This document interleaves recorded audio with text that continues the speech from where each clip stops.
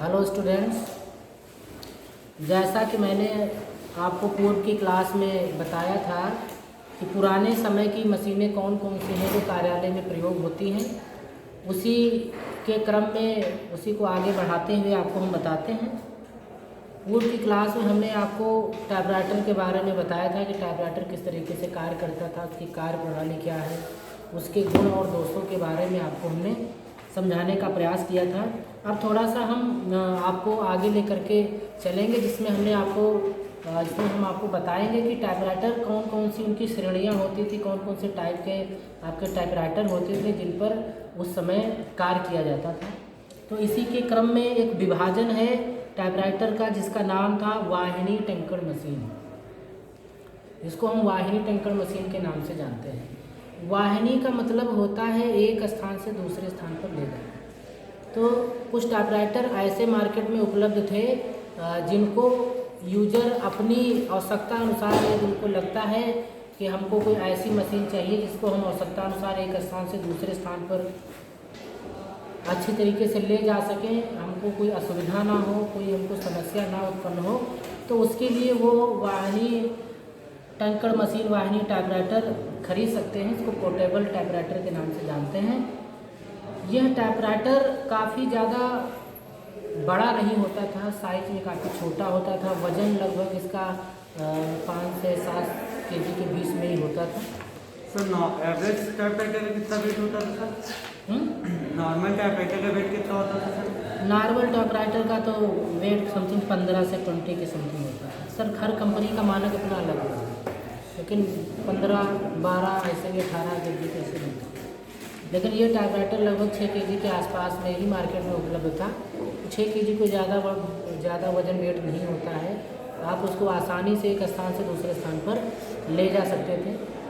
कार्यालयों में भी इसका प्रयोग किया जाता था, जैसे कि समय समय पर कई बार क्या होता है कि विभागीय मीटिंग्स होती है जहाँ पर हमको पत्रों को टाइप करना होता था, तो वहाँ पर भी जो संस्था के जो स्टेनो हैं, अधिकारी हैं, उनको अपने साथ में ले जाते थे पोर्टेबल टाइपराइटर को, जैसे कि आवश्यकता पड़ने पर वो शीघ्र अपने कार्य का निष्पादन वहाँ पर कर सकें, उनको किसी के ऊपर डिपेंड ना रहना पड़े कि वो कहीं पर उसको टाइप करवाते हैं तो वहाँ पर भीड़ होने की वजह से, कार्य ज़्यादा होने की वजह से कार्य में डिले ना हो, आवागमन में हमको दिक्कत ना हो, तो हम वही समय अपना जो कार्य करना वही टाइप करके हम तुरंत दे देते। तो उस मीटिंग में विभागीय अधिकारी भी जाते थे, अपनी मोहर स्टैम्प सब लेते हुए, जो दस्तावेज आपको चाहिए, जो पत्र वहाँ चाहिए, वो तुरंत उनका जवाब प्रमाणित करते हुए वहाँ पर दिया जा सकता था। तो वाहिनी जो कंप्यूटर थे, ये इनकी विशेषता बस यही थी कि ये ले जाने में आसान होते थे। एक स्थान से दूसरे स्थान पर इनको ले जाना बहुत ज़्यादा सरल था, इसलिए इनको ज़्यादा आप कह सकते हैं कि ज़्यादा प्रसिद्धि मिल गई है, लोग ज़्यादा इनको लाइक करने लग गए। और ये शेप में हमने बताया कि अटैची के टाइप में होते थे, अपना खोला, अपना टाइप किया, अपना फिर उसी में छोटा साइज होता है, जहाँ चाहा अपना पकड़ लिया, रख लिया बैग में अपना लेते हुए हम इनको आसानी से जा सकते थे। उसके पश्चात में नेक्स्ट आपका टाइपराइटर था, इसको हम कहते थे ना विद्युत टाइपराइटर, इलेक्ट्रॉनिक टाइपराइटर के नाम से ये जाना जाता था। और इसका निर्माण जो है 1938 ईस्वी में किया गया था। और ये हस्तचलन की साधारण टाइपराइटर मशीन के अतिरिक्त विद्युत टाइपराइटर का प्रयोग बड़े बड़े कार्यालयों एवं कंपनियों में होने लगा था, क्योंकि ये विद्युत से चलता था, इसको चलाना थोड़ा सा आसान था। मशीन ये है थोड़ी सी, क्योंकि जो इलेक्ट्रॉनिक से चलती है उस पर जो चलाने वाला है उसके ऊपर कम भार पड़ता है, कम प्रहार से ही इस पर आसानी से कार्य हो जाता था। तो इसमें कुंजियाँ जो होती हैं, जो कुंजी पटल उसका होता था, उसका संचालन तो सेम उसी तरीके से होता था जैसा कि साधारण टाइपराइटर में होता है। और जैसे आप सभी समय कंप्यूटर चला रहे हैं, तब भी आप देखते होंगे कि टाइपराइटर का सेम जैसा कीबोर्ड होता है वैसा आजकल के कंप्यूटर का कीबोर्ड होता है। तो जैसे उस समय जो इलेक्ट्रॉनिक टाइपराइटर इस्तेमाल होता था उसका भी लेआउट बिल्कुल सेम वैसे ही था जैसे कि साधारण वाला जो टाइपराइटर होता। तो इलेक्ट्रॉनिक और साधारण टाइपराइटर दोनों का लेआउट बिल्कुल सेम का था, सेम तरीके से दिखता था, सेम स्थान पर सेम प्लेस पर बटनें भी होती थी उसकी। बस अंतर यही था कि ये थोड़ा सा इलेक्ट्रॉनिक पद्धति से चलता था, विद्युत से चलाया जाता था, किंतु साधारण टाइपराइटर की अपेक्षा में कम शारीरिक श्रम करना पड़ता। हमने आपको बताया क्योंकि इसमें जो बटनें होती हैं सॉफ्ट होती हैं, आसानी से इसमें चल जाती हैं क्योंकि विद्युत से ये चलता है। लेकिन जो हस्तचलित होता है, जो हाथ से चलाया जाता है, उसमें काफ़ी ज़्यादा हमको प्रहार देना पड़ता है, काफ़ी तेज़ हमको प्रेस करना पड़ता है। क्यों इसमें शारीरिक श्रम ज़्यादा लगता है? क्योंकि कैरिज को दाएं या बाएं ले जाने में स्प्रिंग को हाथ से दबाना पड़ता है। यह काम विद्युत द्वारा होता है। इसमें कुंजी पटल हिंदी और अंग्रेजी में भी होते हैं। यदि हिंदी का कार्य करना हो तो हिंदी का डीजी व्हील लगा लिया जाता है, और यदि इंग्लिश में करना हो तो आप इंग्लिश का डीजी व्हील इस्तेमाल करके आप इंग्लिश में टाइपिंग कर सकते हैं। यहाँ पर थोड़ा सा आपको समझने वाला है। डीजी व्हील जो यहाँ पर एक शब्द आया है, ये क्या है? हमने आपको बताया कि डीजी व्हील होती हैं जिसमें कि अक्षर छपे रहते हैं, जिसमें अक्षर छपे होते हैं। अगर आप उसको निकाल लोगे और उसके स्थान पर हिंदी वाला लगा दोगे, इसका मतलब है अब वो हिंदी वाला टाइप करने लग जाएगा, है ना? क्योंकि उसमें हिंदी हाँ अलग से इस्तेमाल होते हैं। अब इसमें साधारण टाइपराइटर में क्या है कि दोनों के लिए आपको अलग अलग मशीन की ज़रूरत है। इसमें एक मशीन है बस सांचे, जैसे आप घर में देखते हैं कि कुछ चीज़ें ऐसी होती हैं जो अलग अलग हम शेप में बनाते हैं, तो उनके अलग अलग आकृतियाँ आती हैं, उनको उसमें मशीन में लगा देते हैं, तो वैसे पीसेस कटना शुरू हो जाते हैं जिस शेप में आप चाहें। जैसे मिक्सी होती है, उसमें कोई बनाते हैं आइटम्स, कुछ बनाते हैं, तो कई शेप में हम उनको तैयार कर सकते हैं। वैसे इसमें भी है, मशीन एक है और हम उसमें हिंदी और इंग्लिश दोनों तरीके के डीजी व्हील का इस्तेमाल करके, मतलब एक सांचा होता है बटनों का, उसको आप उसमें लगाओ और अपना टाइप करना इस्तेमाल करो। तो जिसमें बटनें लगी होती थी, जिससे कि उसमें छपाई होती थी, उसको ही चेंज करके हम हिंदी से इंग्लिश, इंग्लिश से हिंदी हम कर सकते थे। तथा टाइप की हुई सामग्री को हम भविष्य के संदर्भ के लिए भी अपनी आवश्यकता पड़ती है, तो उसको आप टेप को पुनः लगा करके, मतलब उसको हम टेप में रिकॉर्ड कर लेते हैं और उसको लगा करके फिर से, क्योंकि पहले तो बस टेप ही एक ऐसा माध्यम था जिसमें हम मेमोरी को स्टोर करके रखते थे। जैसे आजकल के आप पिक्चर्स देखते हो, टीवी देखते हो, पहले क्या आता था, कैसेट्स होती थी, तो उनसे हम पहले वीसीआर होते थे, गांव में कोई फंक्शन होता था तो वीसीआर आता था, उसमें चलचित्र जो होते हैं वो चलाए जाते थे। तो टेप के माध्यम से ही हम उनको पुनः लगा करके उनको टाइप किया जा सकता था। इसे हम इलेक्ट्रॉनिक कंप्यूटर एवं स्मरण शक्ति भी कहते हैं, क्योंकि इसमें कुछ रिकॉर्ड करने की क्षमता थी, कुछ इसमें हम रिकॉर्ड कर सकते थे। तो इसलिए इसको, जो ये टाइपराइटर जो होते थे जिनमें याद करने की जो क्षमता होती थी, इनको स्मरण शक्ति वाले टाइपराइटर के नाम से भी हम जानते थे। इस टाइपराइटर द्वारा प्राप्त प्रतिलिपियाँ बहुत ही आकर्षक होती थी, देखने में बहुत अच्छी लगती थी तथा कार्बन कॉपी अधिक संख्या में प्राप्त की जा सकती थी। साधारण मशीन में कैरिज वापस करने में अधिक समय लगता है, परंतु इसमें बहुत कम समय लगता है। इसमें अशुद्धियों को मिटाने के लिए सफ़ेद टेप लगा होता है, अशुद्धियों को मिटाने के लिए सफ़ेद टेप लगा होता है, जिसमें डीजी व्हील होता है, उसमें 100 अक्षर या चिन्ह होते हैं, मतलब डीजी व्हील में 100 अक्षर होते थे जिसकी मदद से हम टाइप करते थे। और इसमें एक फैसिलिटी थी करेक्शन के लिए, इसमें एक वाइट कलर करेक्शन टेप लगा होता था, उसको इसके ऊपर चिपका दिया, फिर उसके ऊपर हम टाइप कर देते थे, जिससे कि हम उसमें सुधार कर पाते थे जो भी मैटर हमारे द्वारा टाइप किया जाता है। ठीक है।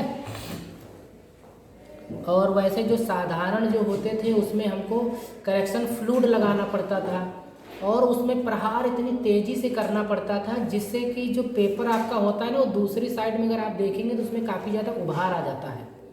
लेकिन ये इलेक्ट्रॉनिक्स में इतना ज़्यादा प्रहार नहीं पड़ता है, इसको तो हम बड़ी आसानी से कर पाते हैं, तभी तो इसमें श्रम कम लगता है और ये आसानी से टाइप हो जाता था इसमें। तो इसमें जो बटनें होती थी, अक्षर होती थी, वो 100 अक्षर इसमें होते थे। इलेक्ट्रॉनिक टाइपराइटर में अक्षरों को मोटा तथा बोल्ड करके शीर्षक को बीच में भी करने की सुविधा इसमें उपलब्ध थी। इसमें कागज़ को ऊपर और नीचे करने के लिए भी कुंजियों की सहायता ली जाती थी तथा विभिन्न प्रकार के डिजाइन या अक्षर होते थे जिन्हें सुविधा अनुसार बदला भी जा सकता था। यदि आपको अलग अलग डिजाइन के वो चाहिए तो आप मार्केट से उनको लाएं और उनके स्थान पर आप उसको लगा करके वो डिजाइनिंग आप उसमें बना सकते थे। इतना सुविधाजनक होने के बावजूद भी इनका उपयोग छोटे छोटे निजी संस्थाओं तथा सरकारी कार्यालयों तक ही सीमित रह गया। अब इनका स्थान आधुनिक तथा उत्तम किस्म के कंप्यूटरों ने ले लिया है। मतलब पहले साधारण टाइपराइटर थे, साधारण टाइपराइटर का इस्तेमाल का उनका जो स्थान था वो जो इलेक्ट्रॉनिक टाइपराइटर थे उन्होंने ले लिया। इलेक्ट्रॉनिक टाइपराइटर भी अब चले गए, उनका स्थान जो है वो आधुनिक समय के जो कंप्यूटर हैं, लैपटॉप्स हैं, उन्होंने उनका स्थान अधिग्रहण कर लिया है, जिनकी मदद से अब हम सारे काम करते हैं, जिसमें करेक्शन टेप की ना तो कोई ज़रूरत पड़ती है ना ही किसी अन्य प्रकार की। जैसा चाहे मन चाहे ढंग से कमांड के माध्यम से हम अपने टेक्स्ट को इधर उधर स्टाइलिश माध्यम से हम उसको बना सकते हैं। तो इसके कुछ लाभ थे, कुछ दोष थे, जैसे कि हमने अभी आपको बताया था साधारण जो टाइपराइटर हमारा होता है, इसको हम हस्तचलित टाइपराइटर भी कहते हैं क्योंकि वो हाथ से चलाया जाता है, उसमें श्रम ज़्यादा हमको लगता था। इसके लाभ में आपको ये जानना है कि मैनुअल टाइपराइटर का यह एक सुधरा हुआ रूप था। मैनुअल मतलब जिसमें सारा ज़्यादातर काम हाथ से ही होता था, उसको हम कहते हैं मैनुअल, जिसमें हमें ज़्यादातर अपने आप करना पड़ता है। तो उसका यह एक अच्छा रूप है, एक सुधरा हुआ रूप आप इसको कह सकते हैं। इसके द्वारा टाइपराइटर की अपेक्षा में शीघ्रता से कार्य किया जाना संभव होता है। इसमें गलतियों को आसानी से सुधारा जा सकता है। कैसे सुधारते हैं इसमें गलतियों को, क्या होता, कौन सी सुविधा दी जाती है इसमें? सफाई टेप लगा होता है इसमें करेक्शन टेप, बिल्कुल, इसमें करेक्शन टेप होता था। उस करेक्शन टेप को उसके ऊपर चिपका दिया और उसके ऊपर फिर से टाइप कर दिया। फ्लूड में क्या है, पेपर को निकालो, फिर उसे लगाओ, फिर उसे सुखाओ, ठीक है। तो लेकिन इसमें वाइट टेप की मदद से हमारा काम हो जाता था। और इसमें शारीरिक श्रम टाइपराइटर की अपेक्षा कम लगती है। एक ही मशीन से हिंदी और अंग्रेजी दोनों टाइप कर सकते हैं, ये इसमें खास बात है। एक ही मशीन, वैसे आदमी को दो दो रखनी पड़ेगी। एक मशीन है, वो डीजी व्हील चेंज किया और हिंदी से इंग्लिश का हो गया हिंदी, और आप एक लेटर में दोनों टाइप कर सकते हो। कहीं पर मान लो इंग्लिश का टाइप करना है, कहीं हिंदी का, तो आप पहले हिंदी का टाइप कर लो, जहाँ से छोड़ दो आप, स्पेस उतना अनुमानित स्पेस कर दो, बाद में दूसरा डीजी व्हील लगाया और उसको पेपर को ऊपर नीचे करके वो टाइप कर दिए। क्यों जी, मतलब सभी प्रकार से हम इस्तेमाल करके हम लोग सब जुगाड़ से थोड़ा बहुत काम करके अपना काम चला लें। लेकिन आधुनिक समय में जो कंप्यूटर है वो ज़्यादा एडवांस है, उसमें साथ ही साथ हिंदी इंग्लिश हम कर सकते हैं। इसका टाइप अत्यंत सुंदर और आकर्षक होता है। इसमें अक्षरों को बोल्ड और सेंट्रलाइज करने की भी सुविधा होती है। तो क्या आपको इसके लाभ समझ में आए? अगर आपसे पूछा जाए तो मुझे नहीं लगता कि आप नहीं बता पाओगे, आप आसानी से बता पाएंगे। क्यों अन्नू? तो एक बार आप थोड़ा सा बता दीजिए।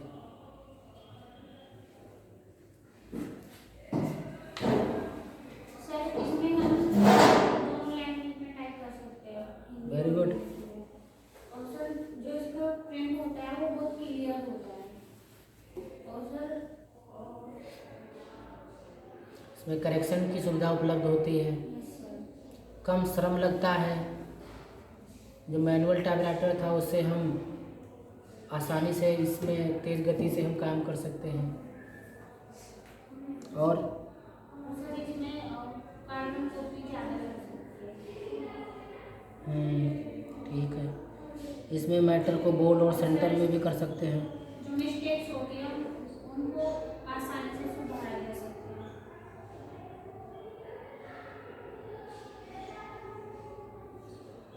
ठीक है मैटर।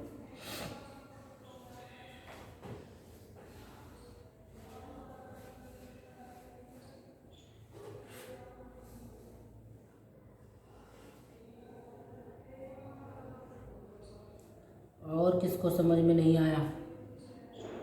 मुझे नहीं लगता कि इसमें कुछ ज़्यादा टिपिकल है, सभी को समझ में आ गया होगा। अब इसके दोष, कुछ कमियां, कुछ खामियां पाई गई, वो क्या है कि ये अत्यंत महंगा है। महंगा का मतलब है कि ये मैनुअल टाइपराइटर से महंगा आता है, क्योंकि इलेक्ट्रॉनिक से चलने वाला है। इसके पुर्जे भी अलग से बनाए जाते हैं, उसके जैसे नहीं है। महंगा भी है, खरीद के लाओ तो महंगा तो पड़ेगा ही। घर में बिजली की खपत करेगा तो उससे रीडिंग भी बढ़ेगी, तो रीडिंग हमें देनी पड़ेगी, उसका बिल देना पड़ेगा। तो कई मायनों में ये महंगा है और नगद रुपयों का उपयोग करने की संभावना नहीं रहती है। नगद रुपये का सर इसका मतलब क्या होता है सर? नगद रुपयों का उपयोग करने की संभावना नहीं रहती है। नगद रुपये का क्या मतलब, छोड़ो से।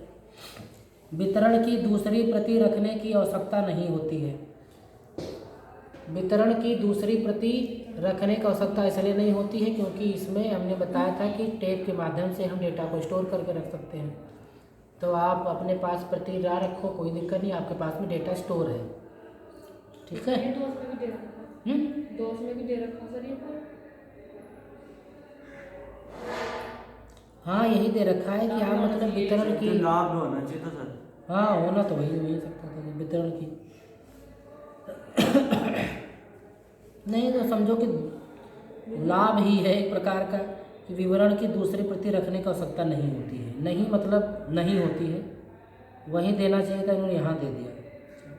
छोटे कार्यालयों के लिए उपयुक्त नहीं है क्योंकि छोटे जो कार्यालय होते हैं उनके पास में लाभ उनका कम होता है और ये महंगे आते हैं, जिसकी वजह से ये वहाँ पर उपयुक्त नहीं हो पाते हैं या उपकरण महंगा होता है। कितनी बार बताएंगे।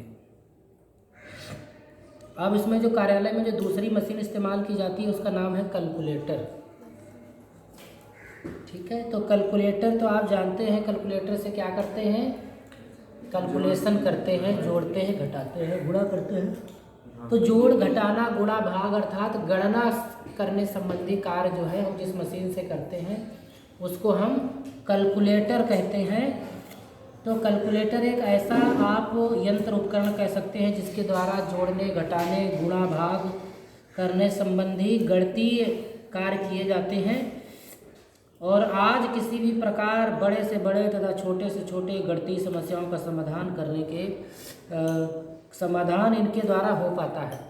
जैसे यदि आप कभी कभार आप गलती कर देते हैं ऐसे मैनुअल जोड़ने में, लेकिन यदि आप कैलकुलेटर का इस्तेमाल करते हैं तो आप बहुत आसानी से आप उसको जोड़ सकते हैं।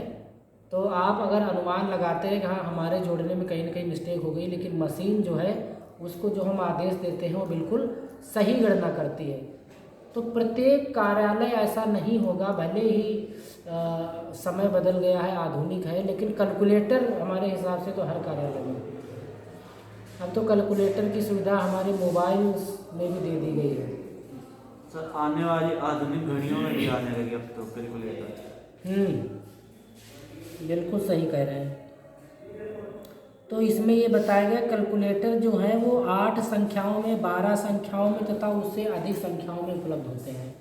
इन संख्याओं से उपलब्ध ये है कि जो डिस्प्ले होती है ना, मतलब कुछ कैलकुलेटर जो साधारण कैलकुलेटर, सिंपल कैलकुलेटर होते हैं, उसमें जो डिस्प्ले होती है वो ज़्यादा डिजिट शो नहीं कराती है। कुछ की लिमिट है कि हम 8 डिजिट तक के अंकों को ही जोड़ सकते हैं, अगर उसके बाद वाले जोड़ोगे तो वो नहीं शो करेगा, है ना। 8 वालों को जोड़ सकते हैं, 12 डिजिट वालों को, और जो एडवांस हैं उसमें तो आप अनलिमिटेड अंकों तक की संख्याओं को आप जोड़ करके उनका डिस्प्ले प्राप्त कर सकते हैं। ठीक है, तो ये डिफाइन करता है और ये डिपेंड करता है कि कौन सा कैलकुलेटर किस टाइम का है ना। साधारण जो साधारण हमारे कैलकुलेटर होते हैं उनका आप यूज़ कहाँ कर सकते हैं, जो छोटे छोटे जो दुकानें हैं, कंपनीज हैं, जहाँ पर कम गणनाएँ होती हैं। बड़ी बड़ी जो कंपनियां होती हैं वहाँ पर संख्या लाख से स्टार्ट होती है, धनराशि लाख से स्टार्ट होती है, वो रुपए में कम बात करते हैं। वहाँ पर बड़े स्तर का काम होता है। लेकिन अगर कोई किराने की दुकान है वहाँ तो 2 रुपये का भी ऐड करना होगा, 1 रुपये भी ऐड करना पड़ता है ना। 50 पैसे का प्रचलन अभी फ़िलहाल कहीं कहीं है, लेकिन अब लोगों ने लेना बंद कर दिया, नहीं तो वो भी जोड़ना पड़ता है। तो सभी का इस्तेमाल है। तो चाहे आप अपने व्यवसाय के अनुसार आप 8 डिजिट वाला, 12 डिजिट वाला या एडवांस कैलकुलेटर कोई भी आप इस्तेमाल कर सकते हैं। तो कैलकुलेटर का प्रयोग आपको पता है कि व्यवसायिक क्षेत्र में होता है। घरों में कोई साधारण कैलकुलेटर का इस्तेमाल नहीं करता है, क्योंकि घरों में कोई इस प्रकार की गणनाएं नहीं होती है ना। लेकिन यदि आप अपने घर में इस प्रकार के कार्य करते हैं, घर में कुछ कार्यों का संपादन आप करते हैं, तो अपने घर में भी रख सकते हैं, छोटा सिंपल वाला कैलकुलेटर रख सकते हैं। तो उनके कार्यों के आधार पर कैलकुलेटर को मुख्यतः 2 भागों में डिफाइन किया गया है। एक कैलकुलेटर को हम कहते हैं साधारण कैलकुलेटर और दूसरे को हम कहते हैं इलेक्ट्रॉनिक साइंटिफिक कैलकुलेटर। ये इलेक्ट्रॉनिक साइंटिफिक कैलकुलेटर और साधारण कैलकुलेटर, अब इनके बारे में आपको जानना है और सीखना है कि ये क्या होते हैं, इनके लाभ और इनके गुण दोष क्या हैं। आप अगर अभी अंत में विश्लेषण आप करेंगे कि गुण दोष लगभग एक ही जैसे होते हैं इन पुरानी मशीनों में। इसमें ये आपको देखने को मिलेगा, आभास करने को मिलेगा कि पहले समय के जो थे वो सस्ते थे, आज का जो है वो महंगा है। वो काफ़ी ज़्यादा आसान था चलाना, वो मैनुअल चलाया जाता था, फिर कोई इलेक्ट्रॉनिक से चलाया जाता है। तो इनका डिफरेंस और गुण दोष आपको समझना, याद करना कोई ज़्यादा आपके लिए टिपिकल नहीं होगा। तो जो साधारण कैलकुलेटर है, इससे आप ये कह सकते हैं कि इनका प्रयोग किसी भी छोटी दुकान पर या व्यापारियों के द्वारा किया जा सकता है। आपको ये उनके पास में देखने को मिल जाएगा। छोटे कैलकुलेटर, साधारण कैलकुलेटर, इनका इस्तेमाल कहाँ होता है? जो छोटे व्यापारी हैं, छोटे दुकानदार हैं, जहाँ पर कम डिजिट की संख्याओं का गुणा भाग किया जाता है, वहाँ पर ये कैलकुलेटर आपको देखने को मिलेंगे। इनके द्वारा समस्त गणितीय कमियों की पूर्ति की जा सकती है। गणितीय कमियों का अभिप्राय है कि गणित संबंधी जो त्रुटियां आपसे हो सकती हैं, ये आप कैलकुलेटर का, यदि आप साधारण कैलकुलेटर का इस्तेमाल करते हैं तो वो गणनाएं आप आसानी से जोड़ सकते हैं। गणितीय का मतलब है कि जो गणनाएं होती हैं वो गणित के अंतर्गत ही आती है, इसलिए इनको गणितीय कहा गया है। ठीक है।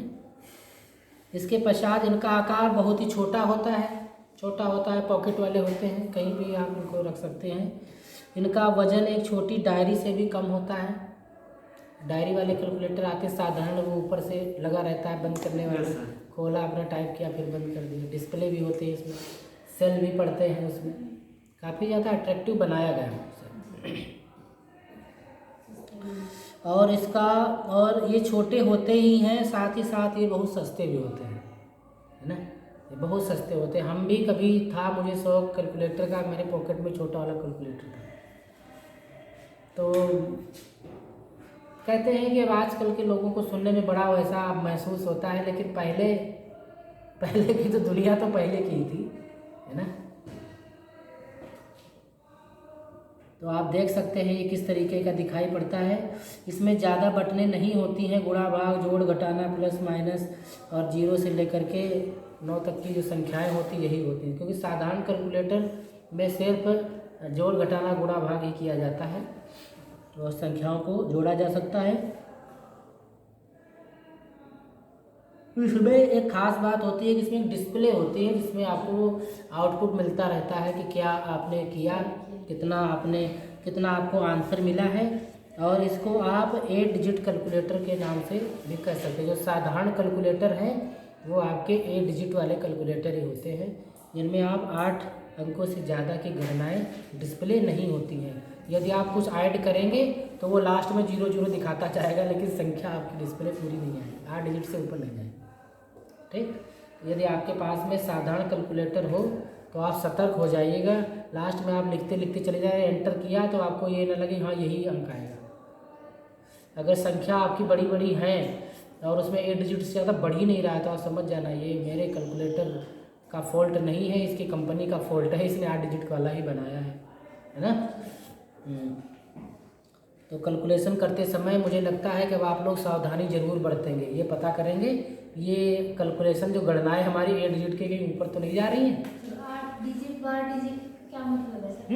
8 डिजिट हो जो 12 डिजिट, इसमें क्या मतलब सर? डिजिट का मतलब ये है कि जैसे डिस्प्ले होगा कहीं पर तो 1 2 3 4 5 6 7 8, मतलब जो आप संख्याओं को आप अधिकतम जो ये शो कराएगा वो 8 डिजिट तक ही कराएगा, 8 डिजिट तक ही शो कराएगा।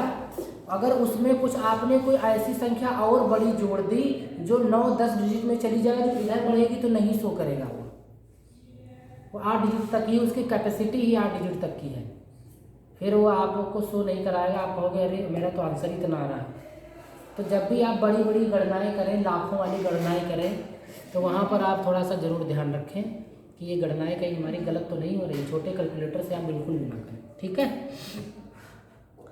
तो इनमें सिर्फ 8 डिजिट ही टाइप होते हैं जो कि प्रशिक्षित व्यक्ति के द्वारा टंकित की जा सकती हैं। कोई भी व्यक्ति इसको खरीद सकता है। इसे टंकित किया हुआ अंक ऊपर दी हुई डिस्प्ले में दिखाई पड़ता है। ऊपर डिस्प्ले होती है सबसे ऊपर, उसमें आपको ये दिखाई होता रहता है कि क्या हम टाइप कर रहे हैं।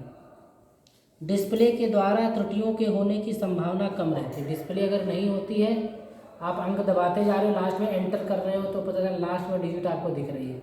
लेकिन अगर साथ साथ प्लस माइनस होता रहता है तो हमें पता चलता रहता है मेरा सही हो रहा है गलत हो रहा है। तो साथ ही साथ व्यापारिक व औद्योगिक क्षेत्र में कार्य को शीघ्रता देने के लिए और कार्य को बहुत जल्दी समाप्त करने के लिए ये बहुत ही ज़्यादा उत्तम होते हैं। और ये प्रायः बैटरी से चलते हैं। इसमें सेल होते हैं, सेल टाइप के, उस सेल वो डाले जाते हैं और वो वर्क करते हैं। समय समय पर हम उनको चेंज कर देते हैं। तो आपने ये साधारण कैलकुलेटर समझ लिया। मुझे नहीं लगता कि किसी को कोई संशय होगा, सभी लोग पहले से जानते हैं। लेकिन शायद आपको ये पता चला होगा कैलकुलेटर की 8 डिजिट होती है ना। हाँ, तो ऐसी नहीं, देखो सब कुछ है क्योंकि हम सभी इसी परिवेश में रह रहे हैं। किसी ने सुना है, किसी ने देखा है, किसी ने उसका यूज किया है, ऐसा हो सकता है ना। लेकिन एक पटल पर जब हम सभी चीज़ें पढ़ लेते हैं तो उसमें हमें पढ़ते समय सारी बातें एक साथ पता चल जाती हैं। फिर जब आप कभी उसका इस्तेमाल करते हैं तो फिर आप सावधानी से सतर्कतापूर्वक उसका इस्तेमाल करते हैं। आपको अगर कभी इस्तेमाल करना होगा तो आप सबसे पहले देखेंगे कि हमारी संख्याएँ कैसी हैं, बड़ी बड़ी हैं, छोटी छोटी हैं, है ना। फिर आप कह सकते हैं कि सर ये कैलकुलेटर ठीक नहीं है हमारे लिए, क्योंकि हमारा बिजनेस ग्रो कर रहा है, बढ़ता बिजनेस जा रहा है, टर्नओवर काफ़ी बड़ा होता जा रहा है। सर ये ये कैलकुलेटर हमारे काम नहीं आएगा, क्योंकि उसमें तो 8 डिजिट ही दिखाई देंगे, उसके बाद का सब जीरो। जो भी आप संख्या लाओगे वो 8 डिजिट में ही ले जा करके मिक्स कर देगा, आगे बढ़ेगी नहीं। लेकिन आपको पता नहीं होगा, आप क्या कहोगे कैलकुलेटर मेरा ख़राब है, कैलकुलेटर मेरा ख़राब है, काम ही नहीं कर रहा, सेल भी चेंज करवा लोगे सब, लेकिन वहाँ तक दिमाग नहीं जाएगा कि ये 8 डिजिट तक ही काम करते हैं, है ना। तो आज मुझे लगता है कि आपकी समस्या का निवारण हो गया होगा, जिसका फ़ायदा भावी भविष्य में जिस आप कार्यालय में काम करेंगे वहाँ के अधिकारियों को आपको उसका आप लाभ दे सकते हैं। गलत कह रहा हूँ? गलत गलत नहीं कह रहा। अच्छा, आगे देखते हैं। नेक्स्ट है हमारा electronic scientific calculator. Electronic scientific calculator क्या है? तो जैसा कि आपने देखा कि एक साधारण कैलकुलेटर होता है, सेम ऐसा ही, लेकिन कुछ एडवांस, कुछ नए फीचरों के साथ में जो कैलकुलेटर हमारे सामने उपलब्ध है, इसके बाद में उसको हम कहते हैं साइंटिफिक इलेक्ट्रॉनिक कैलकुलेटर। हम उसको ये नाम दिया गया है, जिसमें साधारण कैलकुलेटर की भांति ही सारी सुविधाएं उपलब्ध होती हैं। सुविधाएं तो वही हैं, जोड़ेगा घटाएगा, लेकिन कुछ अतिरिक्त चीज़ें इसमें ऐड होती हैं। परंतु साथ ही साथ इसमें अतिरिक्त बहुत सी सामान्य गणित से मिलते जुलते कार्यों को भी किया जा सकता है। सामान्य गणित में आपको बताएंगे कौन कौन से कार्य कर सकते हैं इससे।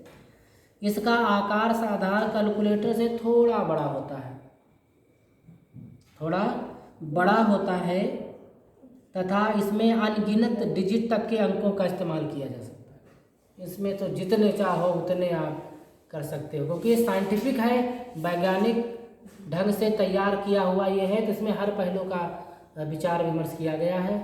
जैसे आप चाहो, जितने अंकों को आप चाहो, क्योंकि डिस्प्ले इसकी बहुत बड़ी होती है और ये पहले अनुमान लगा लिया था, इससे बड़ी तो संख्या होती नहीं है, उसका अनुमान लगा करके डिस्प्ले उसकी निर्धारित की गई है। तो हम आसानी से इसमें जोड़ घटा सकते हैं।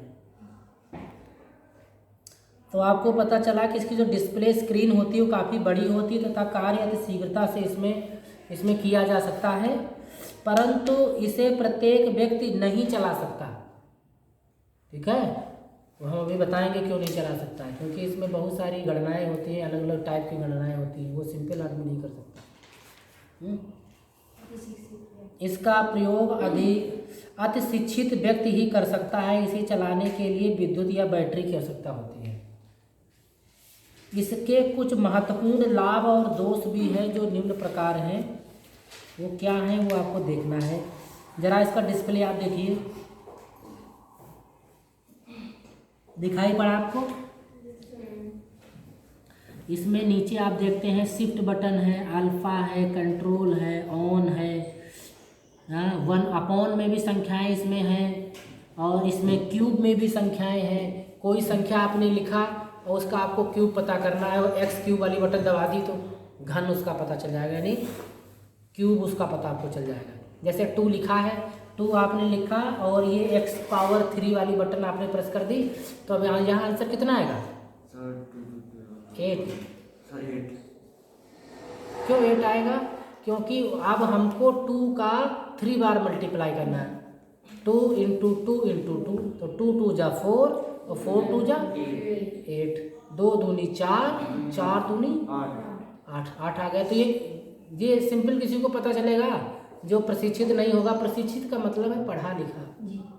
जो कम पढ़े लिखे, जिनको हम कह सकते हैं स्कूल में नहीं गए, तो वो उनको घन और क्यूब स्क्वायर पता ही नहीं है ना, तो वो इस कार्य को नहीं इसमें कर सकते हैं। इसमें देखो लॉग का मान निकाल सकते हैं, साइन का, कॉस का, टैन का, है ना। जो टेग्नामेंट्रीज के जो एंगल्स होते हैं वो एंगल के मान आप इसमें निकाल सकते हैं। साधारण आदमी को क्या पता ट्रिगोनोमेट्री के बारे में? तो जिसने मैथ पढ़ रखी होगी, जिसने मैथ ले रखी होगी सर उसको पता होगा सर, होम साइंस वालों को भी नहीं पता होगा। वही तो कह रहे हैं कि जो उससे प्रशिक्षित है, प्रशिक्षित जिन्होंने प्रशिक्षण लिया है, जो प्रशिक्षित हैं, जो पढ़े लिखे हैं, वही इसका इस्तेमाल कर सकते हैं। अगर कोई पढ़ा लिखा व्यक्ति है, अगर उसको एक बार बता दिया जाएगा तो वो भी कर लेगा, लेकिन कोई जो इलिटरेट पर्सन होते हैं वो उनके बस की बात नहीं होती है कि उसको समझ सकें। उनको तो इनके समझ से परे है। जो पढ़े लिखे नहीं होते हैं वो मुझे लगता है साधारण कैलकुलेटर भी नहीं चलाते। उनको तो बस जोड़ना घटाना अपनी उंगलियों पे याद कर लेते हैं, कैसे कैसे करना है, और कोई मतलब नहीं होता। उनका माइंड इतना फास्ट होता है जोड़ने घटाने में, कैलकुलेटर के सारे नहीं रहते। तो इसके लक्षण क्या हैं, गुण क्या हैं इसके, वो थोड़ा सा आपको जानना है। यह मुख्य रूप से जो व्यापारी वर्ग होते हैं उनके द्वारा इस्तेमाल किया जाता है। इस पर कार्य करने में शारीरिक श्रम तथा शारीरिक श्रम जो होती है ना के बराबर होती है, मतलब ज़्यादा दिमाग मेहनत नहीं लगानी पड़ती है और हम अच्छी तरीके से इसमें कार्य कर पाते हैं। ये आपको समझ में आ गया? अच्छा, इसमें लिखा कि श्रम नहीं करना पड़ता है। श्रम का मतलब जैसे कि आपको कोई एंगल निकालना है, एंगल उसका मान कितना होगा पॉइंट्स में, ऐसे तो आप वैसे लिखेंगे तो आपको जिस समय साइन 30 का मान निकालना तो साइन 30 कर देंगे, वो आ जाएगा। 30 लिखना है आपको, साइन वाले पर बटन क्लिक करने के बाद 30 बस साइन पर क्लिक कर देंगे, साइन 30 का मान आपको वो दे देगा, है ना। इस प्रकार से तो इसमें ज़्यादा आपको हाथ चलाने की जरूरत नहीं पड़ती है, कैलकुलेशन वो फटाक से आपके सामने कर देता है। तो इसका वजन बहुत ही हल्का होता है, इसको एक स्थान से दूसरे स्थान पर भी ले जाना संभव होता है, क्योंकि यह कोई बड़ी मशीन नहीं है, बहुत छोटी है। तो इसका लक्षण है कि आप इसको आसानी से दूसरे स्थान पर ले जा सकते हैं, अपने साथ में रख सकते हैं। इसका प्रयोग से आप समय की बचत भी कर सकते हैं, समय हमारा बचता है, क्योंकि कैलकुलेशन वैसे तो आपको करनी पड़ेगी और इसमें आंसर हमें फटाफट देता रहता है। इन सब में सुविधा होती है रिवाइज करने की, आप भी बैक करके भी देख सकते हो कौन कौन सी संख्याएं हमने लिख ली है। चेक बटन से आप चेक कर सकते हो। अगर आपने 5 बार कोई डिजिट प्लस प्लस में किया है तो आप देखना चाहते हो कि यार आंसर मैच नहीं कर रहा जो आपने लिखा है, मैंने मैनुअली जोड़ा है, तो आप चेक कर सकते हो, या तो हमारे में कमी या तो कोई डिजिटल से छूट गई, है ना, तो हम उसे चेक कर सकते हैं। और इसमें गलतियों को आसानी से सुधारा भी जा सकता है, वहीं पर आप उसे इरेज करके नेक्स्ट उसी पर हम कर सकते हैं। इसके द्वारा कोई भी गणितीय कार्य को शीघ्रता से किया जा सकता है। मतलब कैलकुलेशन है तो गणितीय कार्य करेगा, जोड़ने घटाने का ही।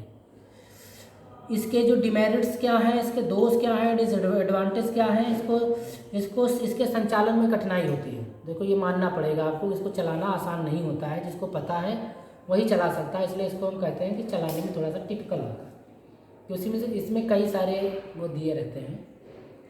इसके लिए बैटरी तथा विद्युत की आवश्यकता होती है। इसको कोई साधारण व्यक्ति नहीं चला सकता है। व्यक्ति की स्वयं कार्य करने की मानसिक क्षमता का ह्रास होता है, ये भी कह सकते हैं। भाई आप पहले मैनुअली जब करते हैं तो हमारा मस्तिष्क काम करता है कि ये है वो है। अभी आपको कह दिया जाए कि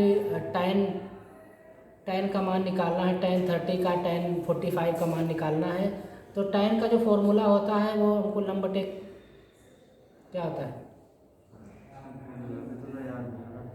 मतलब इंटर में पढ़ के tan का मान tan क्या होता है, लंब बटे आधार, लंब बटे कर्ण, लंबटे आधार होता है, लाल पट्टे का सब P परपेंडिकुलर अपॉन बेस। लंब बटे आधार होता है लाल बटे काका, जैसे उसने बताया, हम लोगों ने भी ऐसे याद किया। वैसे हमने पाकिस्तान भूखा प्यासा बटे हिंदुस्तान हरा भरा। तो अब तक इसके कहते नहीं कि शॉर्टकट्स कभी काम नहीं आती है, प्रैक्टिस होती है वो काम आती है। भूखा प्यासे से काम नहीं चलेगा, उसको हमेशा आपको याद रखना ही पड़ेगा, है ना।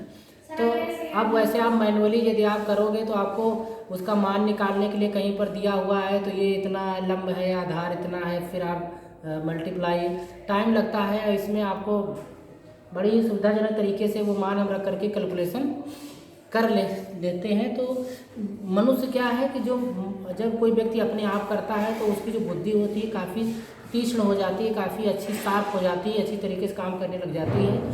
लेकिन वैसे अगर हम काम करते हैं तो जो मानसिकता का ह्रास होता है कि हमारा दिमाग चलता ही नहीं, हमने बस लगाया और बटन दबाई, हमारा काम हो गया, हमारा आंसर आ जाता है। तो ये है। और जरा सी जल्दबाजी में त्रुटियों के होने की संभावना भी इसमें अधिक हो जाती है। अगर लापरवाही कर दोगे तो गलती भी हो जाएगी। तो ये था आपका साइंटिफिक इलेक्ट्रॉनिक कैलकुलेटर। फिर एक आपके सामने इलेक्ट्रॉनिक कैलकुलेटर का एक नया रूप आपके सामने आता है। उस रूप में आप क्या करते हैं, जैसे उसमें स्लिप सी निकलती है ना, वो भी एक इलेक्ट्रॉनिक्स के अंतर्गत ही आता है कैलकुलेटर। तो इसमें आप कार्यालय में इलेक्ट्रॉनिक कैलकुलेटर का प्रयोग, इस प्रकार के कैलकुलेटर का प्रयोग होने लगा है। यह विद्युत से चलता है और यह इलेक्ट्रॉनिक्स का बना हुआ एक यंत्र होता है जिसके द्वारा गणना संबंधी कार्य किए जाते हैं। यह विद्युत द्वारा स्वचालित यंत्र है। स्वचालित यंत्र है। ये भी दो प्रकार के होते हैं। पहला तो है प्रिंटिंग कैलकुलेटर मशीन, दूसरा है साधारण कैलकुलेटर मशीन। कई जगह आप देखते हैं, जैसे अभी बिजली वाले रीडिंग निकालने आते हैं, वो यही मशीन होती है। आप रोडवेज बस में जाते हो, वो यही, क्योंकि वो क्या गणना करते हैं, गणना तो कैलकुलेशन ही तो करते हैं। इतनी दूरी चल करके यहाँ से वहाँ तो बैठे, इतना किराया हुआ लाओ। रीडिंग वाले क्या करते हैं, पर यूनिट का इतना आई तुम्हारी यूनिट इतना निकला, तो ये कैलकुलेशन ही तो है। तो इसमें क्या है कि स्लिप साथ साथ हमारी निकल जाती है। तो इनको दो भागों में डिफाइन कर दिया गया है, प्रिंटिंग कैलकुलेटर मशीन और साधारण कैलकुलेटर मशीन। तो प्रिंटिंग में क्या है कि इनमें गणना के अंक और परिणाम मशीन में लगे कागज़ पर अंकित हो जाते हैं। जो भी परिणाम आता है, जो रिजल्ट आता है, वो कागज़ पर छप जाता है। और इलेक्ट्रॉनिक कैलकुलेटर मशीन जो है वो आधुनिक युग की एक बहुत बड़ी देन है, क्योंकि इससे काम हमारा बहुत आसान हो गया है ना। काम आसान हो गया है और स्पष्टता भी आ गई है, क्लियरिटी काम में हमारे आ गई है। अब अगर कोई रोडवेज में कोई यात्रा करता है तो पहले जब वो हाथ से बना करके ऐसे घिचपिच करके दे देते थे, पता ही नहीं चलता था क्या लिख दिया है, कितनी दूरी का टिकट बना दिया, कुछ पता ही नहीं था, जिससे चाहे उतने पैसे लेगा। उसमें फिक्स है पहले से ही, और उसमें सब जुड़ता भी रहता है। दूरी के हिसाब से आप देख भी सकते हो कि कितने व्यक्ति यात्रा, पूरा उसमें व्यवस्था सिस्टम होता है। और उसी के आधार पर सब लोग, जैसे बस में बैठते तो टिकट मिलता है, उसमें टिकट छपा रहता है रुपए का, पूरा हिसाब कहाँ से बैठते हैं, पूरा उसमें पूरा ब्यौरा होता है। लेकिन जब पहले हाथ से बनने वाले जो टिकट मिलते थे उनमें कुछ ऐसा अंकित नहीं होता था, इसे स्लिप टाइप की होती थी। तो स्पष्टता काफ़ी ज़्यादा आ गई है और इसकी सहायता से बड़ी बड़ी संख्याओं का योग गुणा भाग ये सब किया जाना बिल्कुल छोटी सी बात हो गई है। तो इसमें एक खास बात बस यही है कि जो भी हम टाइप करते हैं वो एक कागज़ पर छप करके हमको हाथों हाथ मिल जाता है, तो इसीलिए इसको हम कहते हैं प्रिंटिंग कैलकुलेटर मशीन। दूसरा है साधारण कैलकुलेटर मशीन। इसमें गणना के अंक और उनके परिणाम किसी भी कागज़ पर अंकित नहीं होते हैं, बस जोड़ना घटाना और गणना के अंक इनसे किए जा सकते हैं और वो आपको सिर्फ वहीं पर डिस्प्ले होते हैं, आप उनकी जांच भी कर सकते हैं। इनसे समय और श्रम की बचत होती है और ये कार्यालय के कर्मचारी जो है परिणामों की शीघ्रता व शुद्धता के साथ प्रबंधक अधिकारियों के सम्मुख प्रस्तुत भी कर सकते हैं। यदि आप चाहते हो कि उनके परिणाम जो हम अपने अधिकारी प्रबंधकों के सम्मुख प्रस्तुत करें तो आप उनके परिणामों को, उसके रिजल्ट को वहाँ पर भी दर्शा सकते हैं। इसके लाभ हैं कि इनसे जोड़ना घटाना गुणा भाग किया जा सकता है, जो कि कैलकुलेटर का एक आम काम होता है, यही काम ही वो करता है। गणना की सत्यता की जांच की जा सकती है, इसमें समय और श्रम की बचत होती है। ये दोष है कि ये थोड़ा सा महंगा होता है, ये विद्युत से चलने वाला यंत्र होता है और ये बड़े बड़े व्यापारियों के द्वारा इसका उपयोग किया जाता है। कोई अन्यत्र कोई छोटा वर्ग का व्यक्ति इसका उपयोग नहीं करता है। तो इसलिए आप सभी ने इसके बारे में समझ लिया होगा, देख लिया होगा, जान लिया होगा। मुझे लगता है कि किसी को इसके बारे में कोई डाउट नहीं होगा। तो आज हमने आपको इसमें क्या क्या बताया। आज आपने इसमें वाहिनी टाइपराइटर के बारे में सीखा। दूसरा टाइपराइटर कौन था? इलेक्ट्रॉनिक टाइपराइटर था। तो टाइपराइटर में दो टाइप आपने देखे। वाहिनी से हम क्या करते हैं? तो वाहिनी हल्का होता है, उसको हम हाथ में ले, उसकी विशेषता यह है कि आप उसको कहीं भी आप उसको ले जा सकते हैं अच्छी तरीके से, आसानी से हम उसको एक स्थान से दूसरे स्थान पर ले जा सकते हैं। इस रूप में उसकी विशेषता है। अच्छा, उसके पश्चात में इलेक्ट्रॉनिक टाइपराइटर में खासियत है कि वो विद्युत से चलता है। मैनुअल जो हमारा हस्तचलित जो टाइपराइटर होता है, जिसमें कि हम बार बार अपने हाथ का इस्तेमाल करते हैं, उसमें ऐसा नहीं करना पड़ता है। बटनों से हम उसमें निर्देश देते हैं, अगली लाइन में आने के लिए एंटर का इस्तेमाल करते हैं। उसमें हम टेप का इस्तेमाल करते हैं, जिसमें कि हम अपनी मेमोरी को स्टोर करके हम रख सकते हैं। करेक्शन टेप का भी उसमें इस्तेमाल किया जाता है। ठीक है, उसमें सर डेज विल भी दिया होता है, हम लैंग्वेज चेंज कर सकते हैं। जी जी। ऋतु, उसमें क्या कोई ऐसी सुविधा होती है कि एक ही मशीन से दोनों भाषाएं टाइप की जा सकती हैं, हिंदी से इंग्लिश, इंग्लिश से हिंदी? इलेक्ट्रॉनिक टाइपराइटर में करना संभव होता है। ठीक है, उसमें करना संभव होता है क्योंकि उसमें डिजी बिल लगे रहते हैं। वो डिजी बिल में सभी अंक जो हम टाइप करते हैं वो उसमें होते हैं, जिनकी मदद से हम उनको रिप्लेस करके दूसरे लगा करके हम उनका इस्तेमाल कर सकते हैं। अच्छा, तो टाइपराइटर के बारे में आपने सीखा। नेक्स्ट था हमारा कैलकुलेटर। तो यहाँ पर इस चैप्टर में हमने आपको कैलकुलेटर और टाइपराइटर के बारे में ही बताया, क्योंकि कार्यालय में यही एक मशीनें ऐसी थी जो पुराने समय में इस्तेमाल की जाती थी। कैलकुलेटर तो अभी भी इस्तेमाल होते हैं और टाइपराइटर में भी इस्तेमाल होते हैं। ऐसा नहीं है कि पूर्णतः नहीं वो लुप्त हुए हैं, भी चलते हैं और चलते ही रहेंगे। तो कैलकुलेटर कौन कौन से टाइप के होते हैं? तीन प्रकार के होते हैं सर। एक साधारण कैलकुलेटर, एक साइंटिफिक वैज्ञानिक कैलकुलेटर, एक होता है विद्युत चालित कैलकुलेटर। तो ये कैलकुलेटर आपने सीखा। साधारण कैलकुलेटर में कितनी डिजिट तक की संख्याओं को आप टाइप कर सकते हैं? 8 डिजिट में भी आते हैं, 12 डिजिट में भी आते हैं। तो आप थोड़ा सा सावधान रहिएगा कैलकुलेशन करने के लिए कि आगे आपको कौन कौन सी डिजिट के कैलकुलेटर्स की आवश्यकता है, उसके हिसाब से आप इस्तेमाल कीजिए। अच्छा, उसके पश्चात में जो साइंटिफिक कैलकुलेटर होते हैं, इनकी क्या विशेषता है? साइंटिफिक कैलकुलेटर की विशेषता ये है कि उससे हम सब मतलब जो हम अपने गणित के मान होते हैं वो निकाल सकते हैं। हाँ, पहली बात तो उसकी जो स्क्रीन होती है, डिस्प्ले होती, बड़ी होती है। आप अनंत तक मतलब अनलिमिटेड संख्याओं का उसमें कैलकुलेशन कर सकते हैं। ठीक है। और उसमें कई प्रकार के गणितीय साइन होते हैं, जैसे साइन, कॉस, टैन, इन सब का आप इस्तेमाल भी कर सकते हैं और इस्तेमाल करके अपने कार्य को पूरा कर सकते हैं। तो मुझे लगता है कि आपको, अच्छा एक और कैलकुलेटर था जिसका नाम था अभी इलेक्ट्रॉनिक प्रिंटिंग कैलकुलेटर मशीन। उसका कार्य क्या है कि उससे आप जब टाइप करते हो तो टाइप करने के उपरांत जो गणनाएं होती हैं वो एक कागज़ पर प्रिंट हो जाती हैं, ठीक है। तो ये आपने टाइपराइटर तीन प्रकार के कैलकुलेटर सीखे और 2 प्रकार के टाइपराइटर। तो आज की इस क्लास को यहीं पर वाइंड अप करते हैं।